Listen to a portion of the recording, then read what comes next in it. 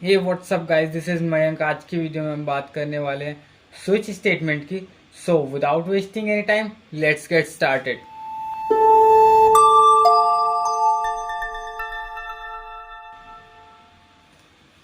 Switch statements की अगर हम बात करें तो switch statements is just like if else if statements. Switch statement basically हम यूज करते हैं मल्टीपल कंडीशंस में से सिंगल कंडीशन को एग्जीक्यूट करने के लिए। तो अब इसको एक एग्जाम्पल के थ्रू समझते हैं। मैं यहाँ पर एक क्लास क्रिएट कर लेता हूँ, switch and then public static पर टिक एंड देन फिनिश। हम यहाँ पर एक एग्जांपल देखने वाले हैं जिसमें कि हम देखेंगे कि यूज़र के थ्रू एंटर किया गया अल्फ़ाबेट वॉबल है या फिर कॉन्सोनेंट। तो उसके लिए हमें सबसे पहले लिखना होगा import java.util.scanner। इसका एक ऑब्जेक्ट क्रिएट कर लेना है, scanner sc is equal to new scanner and then brackets में system dot in and last में सेमीकोलन। अब मैं एक मैसेज प्रिंट कर रहा हूँ, system dot out dot println enter any alphabet. अब यहाँ पर मैं एक स्ट्रिंग टाइप वेरिएबल ले रहा हूँ, string alpha is equal to sc dot next and then semicolon.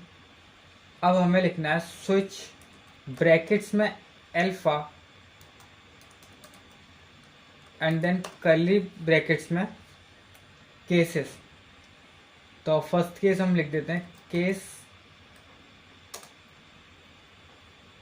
Double quotation में A and then colon system dot out dot print LN vowel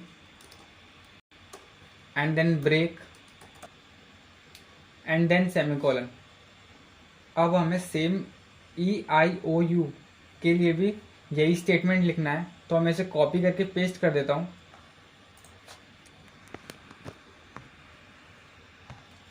अब हमें यहाँ पर सिंपली कंडीशन चेंज करनी है, E and I O and last U। अब हमें यहाँ पर एक डिफ़ॉल्ट स्टेटमेंट का यूज़ करना है, default colon and then system dot out dot print LN consonant. तो अब इस प्रोग्राम को रन करा के चेक कर लेते हैं। अब अगर मैं कोई अल्फ़ाबेट एंटर करता हूँ तो जैसे कि आप देख सकते हैं मैंने Q एंटर किया है एंड देन एंटर, तो हमें कॉन्सोनेंट देखने के लिए मिल रहा है। बट अगर मैं A एंटर करता हूँ तो हमें वॉवेल देखने के लिए मिलेगा। और अब अगर मैं U एंटर करके देखता हूँ तो हमें अगेन वॉवेल देखने के लिए मिलेगा, क्योंकि AEIOU हमारे केसेस में प्रेजेंट हैं।